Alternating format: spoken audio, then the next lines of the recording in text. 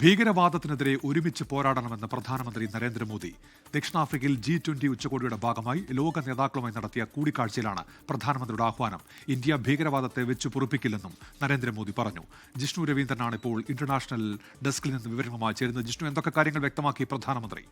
ഉന്മേഷ്, വളരെ പ്രധാനപ്പെട്ട ഒരു ആഹ്വാനമാണ് പ്രധാനമന്ത്രിയുടെ ഭാഗത്തു നിന്നും ഉണ്ടായത്.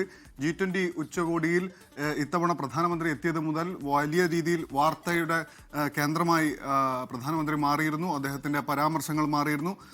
അതുപോലെ തന്നെ ഇന്ന് ബ്രസീൽ അതുപോലെ തന്നെ സൗത്ത് ആഫ്രിക്ക നേതാക്കളുമായി രാഷ്ട്ര നേതാക്കളുമായി നടത്തിയ ചർച്ചയിലാണ് ഒരുമിച്ച് ഭീകരവാദത്തെ നേരിടേണ്ട ആവശ്യകതയെക്കുറിച്ച് പ്രധാനമന്ത്രി നരേന്ദ്രമോദി സംസാരിച്ചത്. അതുമാത്രമല്ല, അദ്ദേഹം മുന്നോട്ട് വെച്ച ചില കാര്യങ്ങൾ കൂടിയുണ്ട്. അതായത് ഈ ഭീകരവാദത്തിൻ്റെ നെറ്റ്വർക്ക് നമ്മൾ തകർക്കണം.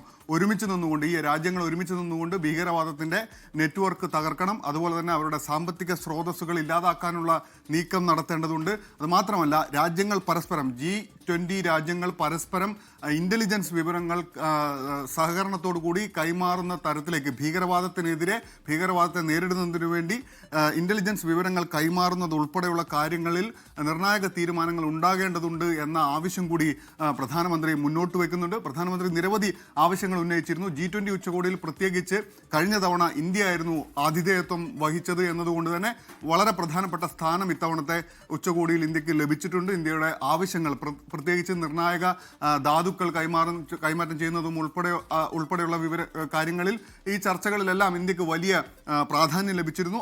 അതുപോലെ തന്നെ ഭീകരവാദത്തിൽ രണ്ട് നിലപാടുകൾ എടുക്കാൻ സാധിക്കില്ല എന്ന് അസന്നിഗ്ധമായി പ്രഖ്യാപിക്കുകയാണ് പ്രധാനമന്ത്രി നരേന്ദ്രമോദി G20 ഉച്ചകോടിയുടെ ഭാഗമായി. അത് വലിയൊരു ആഹ്വാനമാണ്. അതുപോലെ തന്നെ വലിയൊരു ഒരു സന്ദേശമാണ് മുന്നോട്ട് വെക്കുന്നത്. പ്രത്യേകിച്ച് ഇന്ത്യയിൽ ഡൽഹി കേന്ദ്രീകരിച്ചൊരു വലിയ ഭീകരാക്രമണം നടന്നതിന്റെ പശ്ചാത്തലത്തിൽ കൂടി നമ്മൾ ഇതിനെ വായിക്കേണ്ടതുണ്ട്. ഉന്മേഷ്, ശരി. ജിഷ്ണു രവീന്ദ്രനാണ് വിവരങ്ങൾ നൽകിയത് ഇന്റർനാഷണൽ ഡെസ്കിൽ നിന്നും.